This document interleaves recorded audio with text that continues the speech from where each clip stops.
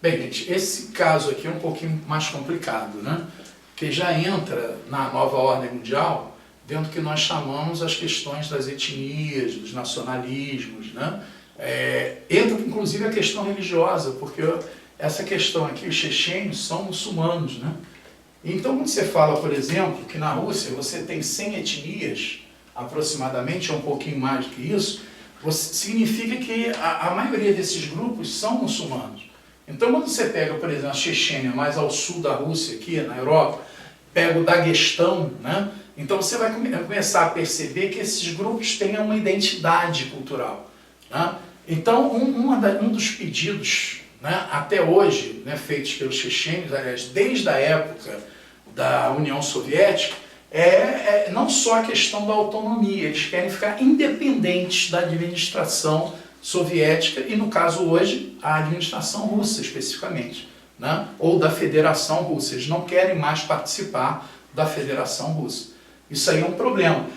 No quadro soviético, né, é óbvio que o Stalin, né, Lenin, Stalin, o Khrushchev, né, todos os líderes soviéticos nunca imaginavam, né, um fracionamento dentro da União Soviética, e muito menos dentro da Rússia, né, porque a Rússia apregoava a ideia de unidade, né?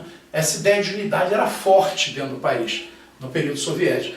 Quando houve, né, o fim da União Soviética, em 25, né, de dezembro de 1991, o Gorbachev foi bem claro, né? A Federação Russa irá funcionar dentro dos moldes do que é a estrutura administrativa da Rússia, né? Claro que o Gorbachev sabia que essa ideia, né, de independência de um grupo ou outro dentro da Rússia não seria viável, né?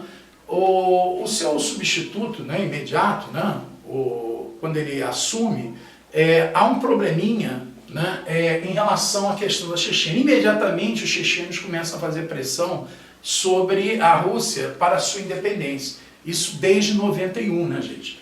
Desde aquela época os chechênios já começavam a brigar para ter o seu Estado independente, né? Só que os russos não estavam acostumados com isso, né? E o presidente russo não foi forte o suficiente para rebater essa pressão chechênia, e a coisa ficou no ar. Claro, com a presença do Putin, né, o Putin, se vocês quiserem, né, a coisa mudou, né? Houve uma reação mais forte do governo russo, uma mão mais firme sobre essa estrutura, e ele conseguiu vencer os chechênios, efetivamente, e quebrar um pouco, né, dessas tentativas de independência da Chechênia. Devemos lembrar para vocês também que na faixa mais ao sul você tem uma área petrolífera, que é a área que você conhece com o nome de Baku 1. Né? Claro que existe também o Baku 2, mas essa área do Baku 2 é uma área da Sibéria, né? Lá em cima, onde a produção é muito grande. Então essa área do Baku 1 na Europa se aproxima desses grupos aqui muçulmanos. Então, caso a Rússia desse a independência da Chechênia, é óbvio que teria que dar também para as outras etnias. E, logicamente, o que é que ela faria? Uma barragem, né, em relação à passagem da Rússia para a sua faixa sul. Então, não haveria uma facilidade dos russos se integrarem mais ao sul. E todos nós sabemos da deficiência que os russos têm, né, gente, de saída para o mar, né? Então, quer dizer, como poder sair, por exemplo, né, e distribuir suas armas no Adriático sem passar pela Bulgária, sem passar pela Sérvia, né, aquela antiga Iugoslávia, né, e Kosovo mais especificamente, para chegar a Macedônia e dali mandar suas armas. Quer dizer, isso seria barrado automaticamente pelos grupos muçulmanos aqui. Então isso não é interessante. Por outro, ele iria armar um grupo muçulmano com petróleo, né? Uma vez ricos, nada impediria, né, que nós sabemos, por exemplo, que as antigas, né, repúblicas soviéticas que se tornaram independentes dominam a questão do uso de armas atômicas. Então vocês imaginem esses muçulmanos ricos com armas atômicas. Seria um negócio terrível, né? Quer dizer, e você pensaria até numa unidade asiática, europeia asiática, quer dizer, que passaria a influenciar os grupos outros ali, como o Tadjiquistão, o Uzbequistão, né, o Cazaquistão que você já mencionei, né, a Kirguísia, né, o Quirguistão. Quer dizer, automaticamente essa área seria uma área de pressão, né, dos grupos muçulmanos e ricos agora com parte do petróleo da Rússia. Então nada é interessante, né, em termos de independência para esses grupos. Claro que os Estados Unidos sabem disso, né? E por isso mesmo você não vê nenhuma palavra do governo americano sobre essas questões, né, dos russos com os chechênios. Até porque eles consideram que é um conflito interno dos povos e eles não querem interferência. Claro que quando houve o problema com a Ucrânia em relação ao gás, os Estados Unidos fez intervenção, porque sabia que poderia ser até um massacre, né, das tropas russas em relação aos ucranianos.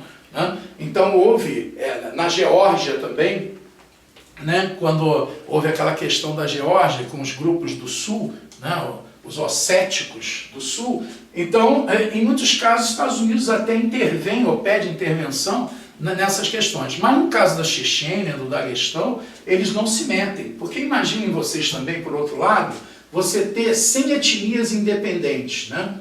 Você formaria, além dos 194 países do mundo, você botaria mais 100. Você teria 294 países no mundo. Imagine que administrar, né, 194 é difícil, imagine 294. Ou melhor, é mais fácil negociar com Putin, né, justamente na Rússia, Estados Unidos, do que negociar com 100 etnias e principalmente com vários grupos muçulmanos até radicais, né?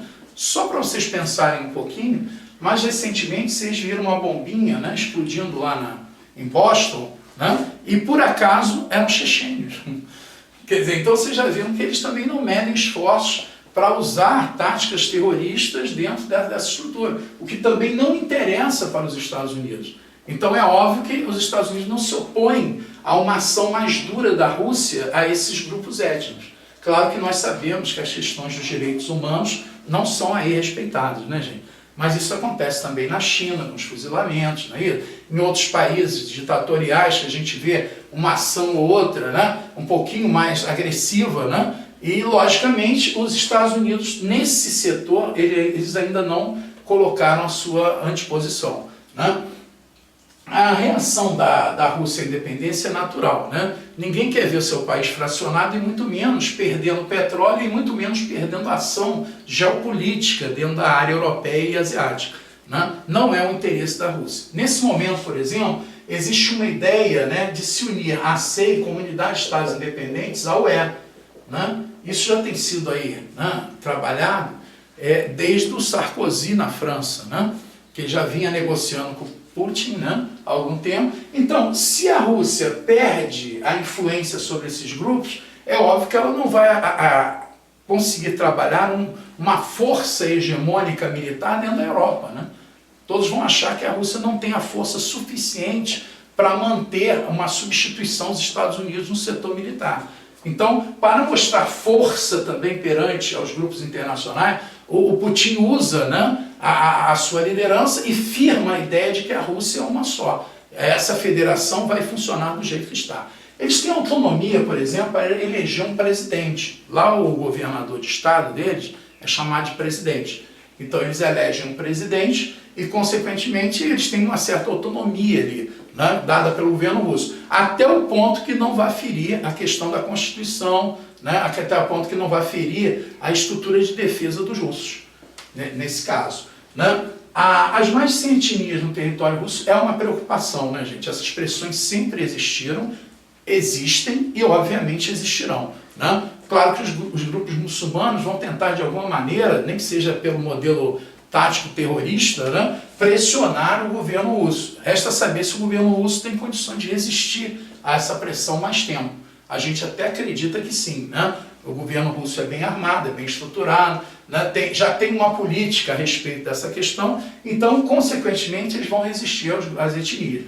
Mas é uma questão difícil de trabalhar, né? Diferente, por exemplo, do Brasil, que não tem essas etnias todas pressionando o governo, né? Agora mesmo nós estamos colocando pessoal nas ruas aí, né?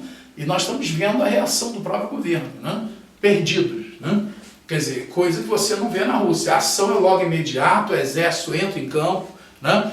Eles tratam de tomar conta da questão imediatamente, não permitindo, né, esses avanços de expressão, entre aspas, né, chamado democrático. Mas, enfim, né, é o que nós temos a esclarecer sobre essa questão. Ok, gente? Valeu!